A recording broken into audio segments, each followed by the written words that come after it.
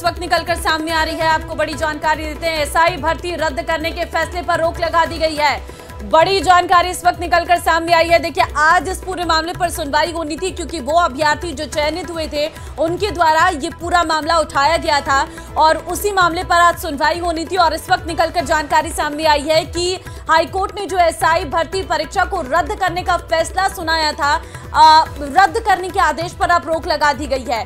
SI भर्ती परीक्षा 2021 paper leak का ये पूरा मामला है और इस फैसले पर एक और नया ये स्टेटमेंट निकलकर सामने आया है कि एसआई भर्ती रद्द करने के आदेश पर रोक लगा दी गई है। हाईकोर्ट के डिवीजन बेंच ने सिंगल बेंच के उस आदेश पर स्टे लगा दिया है। हितेंद्र शर्मा संवाददाता फोन लाइन पे हमारे साथ है। हितेंद्र, एक राहत जरूर मिली और अभ्यर्थियों के लिए जो आज पहुंचे थे कोर्ट, क्योंकि इस भर्ती पर जो रोक है वो लगा दी गई है। बिल्कुल, जो सफल अभ्यर्थी हैं उनकी अपील पर सुनवाई जो है की है आज कोर्ट ने। और जो पिछला जो आदेश था कि जो भर्ती परीक्षा है उसको रद्द कर दिया जाए, उसके सिंगल बेंच के फैसले को जो है डिवीजन बेंच ने आज जो है उसके क्रियान्वयन पर, उसकी क्रियान्विति पर रोक लगा दी है, उसके एग्जीक्यूशन पर रोक लगाई गई है। और इस मामले को फिलहाल स्टे कर दिया गया है और स्टेटस क्वो अभी रखने का या यथावत जो है उस मामले को जो है रखने की बात की गई है। और इसमें ये कहा गया था इनकी तरफ से कि अपील में कहा गया था कि बड़े स्तर पर जो है ये पेपर लीक नहीं हुआ है और कुछ पेपर सीमित लोगों तक ही ये पेपर पहुंचा था और आरपीएससी के सदस्यों ने अपने बच्चों और रिश्तेदारों को जो है ये पेपर देने के लिए जो है उसमें शामिल हुए थे। ये तो ये बड़े स्तर पर लीक हुआ हो ऐसा नहीं है, ये इनका एक प्ली था, एक अपील थी। और दूसरा उन्होंने कहा कि हम लोगों ने जो है ये मेहनत से ये जो है हासिल किया है ये पद, और अगर ये भर्ती रद्द होती है तो उनके भविष्य पर जो है एक सवालिया निशान लगेगा। उसके अलावा जो है उन पर भी जो है समाज में सामाजिक तौर पर जो है उनके ऊपर भी जो है काफी प्रेशर है कि जो है वो उनको जो है कई तरह के जो है समाज की तरफ से जो है कई तरह की बातों को जो है उनके ऊपर जो है उनसे उनको बचना पड़ रहा है, उससे उनकी सांस को बट्टा लगा है एक तरह से।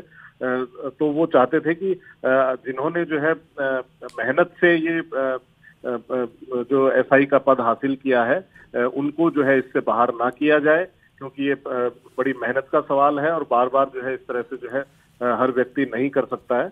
और उनको जो है जो गलत लोग हैं, जो अपराधी हैं, उनको बाहर किया जाए, उनको चुना जाए, उनको किसी भी तरह से जो है उससे बाहर किया जाए। लेकिन जो सही अभ्यर्थी है, सही तरीके से जो है इस भर्ती प्रक्रिया में शामिल हुआ है, सही तरीके से जो है उसने ये सीट हासिल की है, तो उसे जो है उससे बाहर ना किया जाए। ठीक है, लेकिन आज के फैसले में किन किन बिंदुओं पर चर्चा की गई थी? क्योंकि हाईकोर्ट के डिवीजन बेंच ने सिंगल बेंच के फैसले पर ही स्टे लगा दिया है। जी, अभी फिलहाल स्टे का मतलब ये है कि अभी फिलहाल उसको रोका गया है, उसको फिर से री एग्जामिन किया जाएगा, उनकी अपीलों पर फिर से सुनवाई होगी। जो सफल अभ्यर्थी है उनकी अपील को फिर से सुना जाएगा और उसके बाद जो है फिर से जो है, क्योंकि ये डिवीजन बेंच है, सिंगल बेंच में एक जस्टिस बैठे हुए थे, अभी जो है डिवीजन बेंच में 2 जस्टिस हैं और वो कई तरह के जो है इनके कई चीज़ों को एग्जामिन करने के बाद ही जो है इस नतीजे पर पहुंचेंगे कि जो उन्होंने जिस फैसले को स्टे किया है वो सही है या उसके क्रियान्वयन को आगे जो है हरी झंडी दी जाएगी। तो देखिए, अभी फिलहाल जो है अब अगला कदम क्या होगा इस पूरे मामले पर? जी, अभी ये सुनवाई जो है लगातार जारी रहेगी, अभी सुनवाई आगे भी बढ़ेगी। अभी फिलहाल उसको रोका गया है कि उसका क्रियान्वयन फिलहाल ना किया जाए, क्योंकि जो है अगर इसमें और कोई चीज की गुंजाइश है, अगर फैसला बदलने की गुंजाइश है या कोई और भी गुंजाइश है इसके अंदर, तो जो है उससे जो है पिछले फैसले का असर जो है उस पर ना पड़े, इसलिए उसको उस फैसले को वहीं का वहीं अभी रोका गया है। उस पर क्रियान्वयन पे रोक लगाई है। फैसला अभी वही है कि जो है एसआई भर्ती रद्द की गई है, फैसला अभी वही है, लेकिन उसका क्रियान्वयन अभी नहीं होगा जब तक कि डिवीजन बेंच कोई अपना फैसला ना दे दे। बिल्कुल, इसका मतलब यही है कि अभी जो काम कर रहे हैं, जिन लोगों को जो चयनित हुए थे अभ्यर्थी, उन पर कोई भी गाज नहीं गिरेगी और ये फैसला अभी फिलहाल जो रद्द करने का फैसला लिया गया था उसे स्टे पर रखा गया है। आगे समीक्षा की जाएगी और उसके बाद कहीं ना कहीं कोई डिसीजन लिया जाएगा। लेकिन आज कोर्ट परिसर के अंदर क्या क्या हुआ, किन किन तथ्यों पर बात हुई, मैं आपसे वो भी जानना चाहूंगी। ये सबसे बड़ा तथ्य तो यही था कि जो अपील में कहा गया था कि पेपर जो है बहुत बड़े स्तर पर लीक नहीं हुआ है, क्योंकि ये कहा गया था और यही बात सरकार ने भी जो है जब पिछली बार जो पिछला मामला था उसमें जो कैलाश चंद्र व अन्य का जो मामला था उसमें यही कहा गया था सरकार की तरफ से कि अभी जो है परीक्षा उस लेवल पर नहीं है कि उसको रद्द किया जाए। तो उसी बात को जो है इस अपील में भी कहा गया है कि ये बहुत बड़े स्तर पर नहीं हुआ था। हालांकि दो इसमें जो है कोर्ट ने ये कहा था कि 2 सदस्य इसमें शामिल हैं, तो ये प्रक्रियागत खामी भी है और जो उसके सदस्य हैं जिनके ऊपर बहुत बड़ी जिम्मेदारी थी उन्होंने ही जो ऐसा काम किया। लेकिन इन्होंने अपील में कहा कि उन्होंने अपने बच्चों और रिश्तेदारों तक इसको सीमित रखा था और ये बहुत बड़े लेवल पर जो है लीक नहीं हुआ है।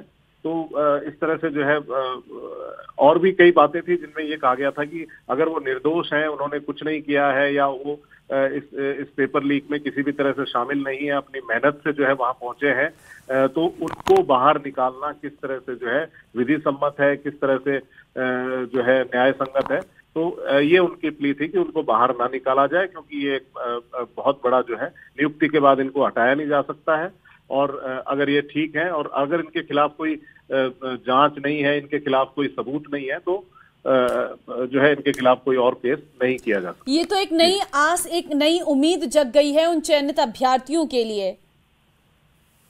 बिल्कुल बिल्कुल, चयनित अभ्यर्थियों के लिए फिर से जो है नई उम्मीद जगी है। वो उम्मीद छोड़ चुके थे जिस दिन पेपर जो है रद्द हुआ था। ये जो ठीक है हितेंद्र, मैं लौटती हूँ आपके पास, आप बने रहिए हमारे साथ। AK जैन वरिष्ठ अधिवक्ता इस वक्त फोन लाइन पर हमारे साथ हैं।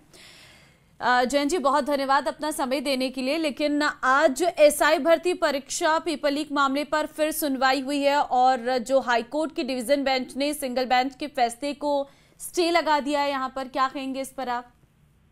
ठीक है, DB ने अंतरिम रूप से रोक लगाई है और चयनित अभ्यर्थियों की याचिका पर यह रोक लगाई है। हाँ। यदि मैं कहूँ, स्पष्ट रूप से कहूँ, हाँ। तो ये रोक राज्य सरकार की मिली भगत से लगी है। राज्य सरकार अब तक कंफ्यूज थी कि हम अपील करें या नहीं करें, तो ये उन लोगों की अपील करवा कर राज्य सरकार का उसका विरोध नहीं करना भी एक प्रमुख कारण इस रोक पर लगाने का रहा है।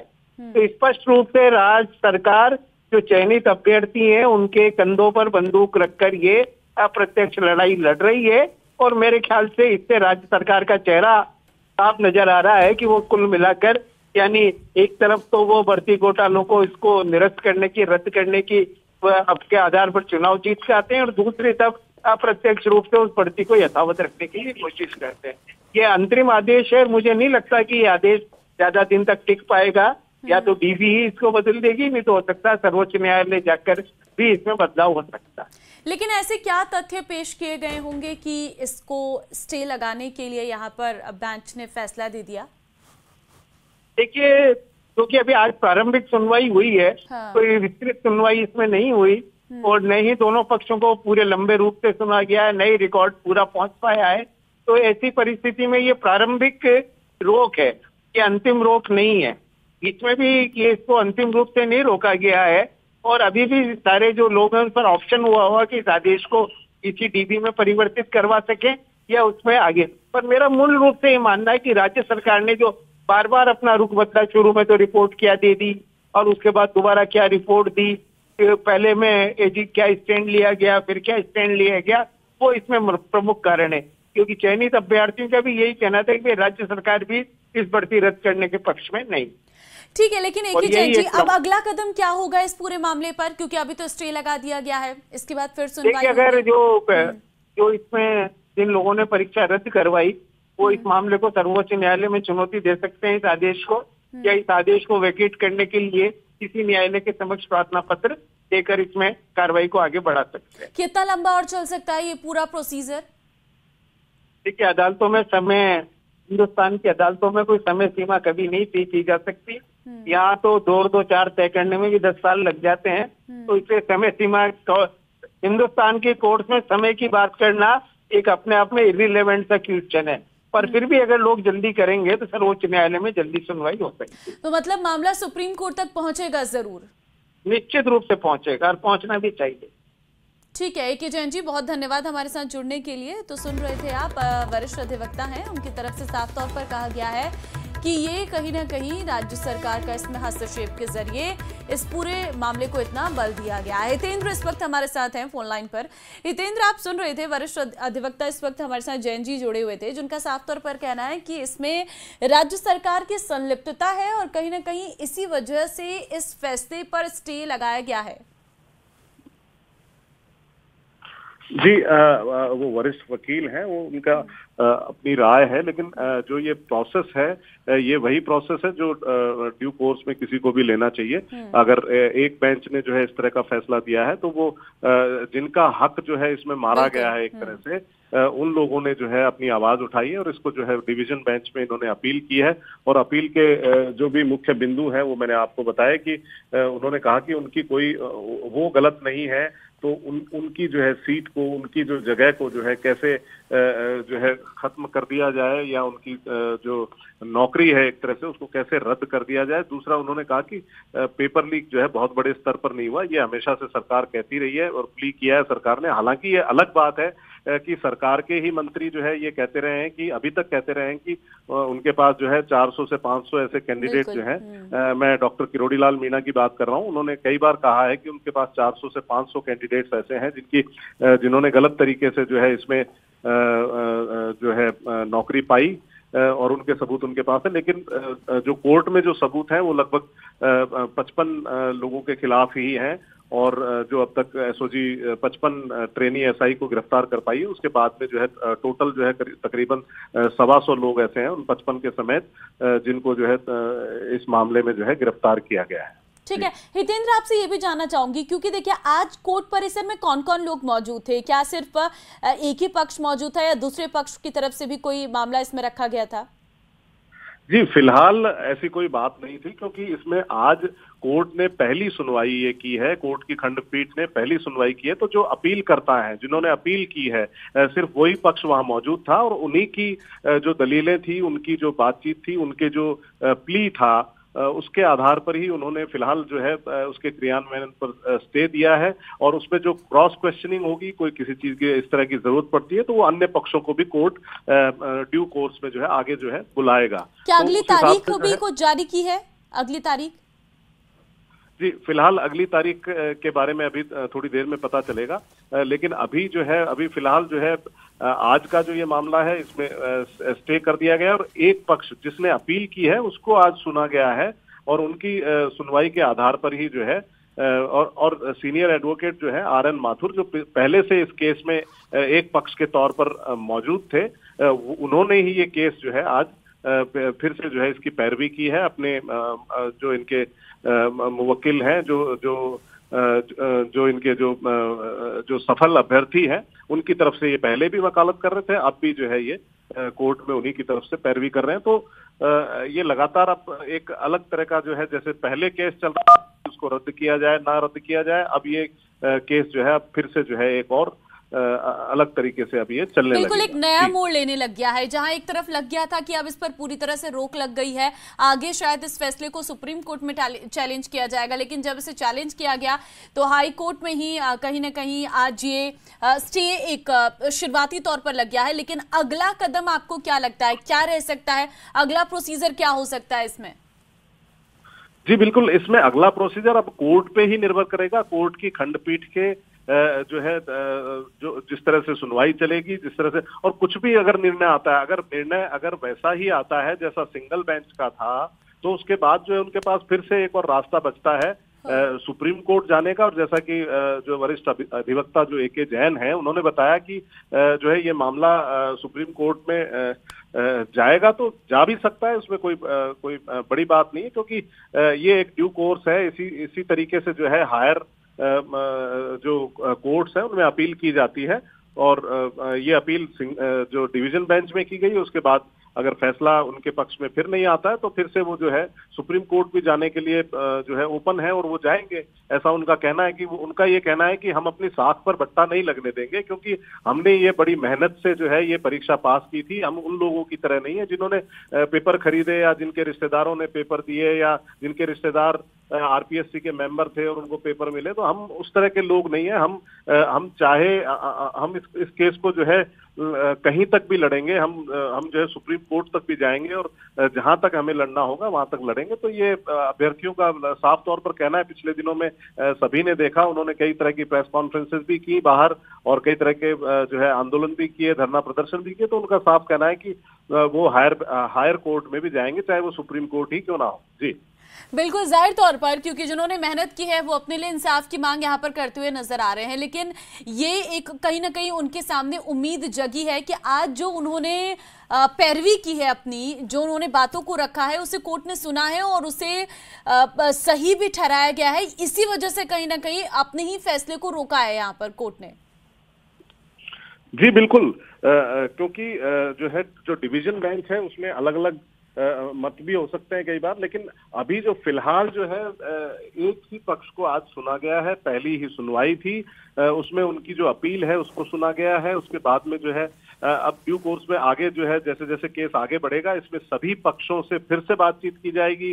उसमें एसओजी भी है, उसमें आरपीएससी भी है, उसके अलावा जो है दूसरी एजेंसियां भी हैं जिन्होंने और जो पेपर की जो प्रक्रिया थी उसको फिर से हो सकता है कि देखा जाए। तो ये सारी चीजें जो है ये रहेंगी उसमें। लेकिन हितेंद्र, क्योंकि हमने पहले फैसले में ये देखा है कि ये साफ कह दिया गया है कि बड़े लेवल पर ये पेपर लीक हुआ है और बड़े मेंबर्स क्योंकि आरपीएससी के इसमें इन्वॉल्वमेंट उनका है, तो इस वजह से ये परीक्षा के आगे न्याय संगत नहीं रहेगा कि इस परीक्षा को आगे यथावत रखा जाए।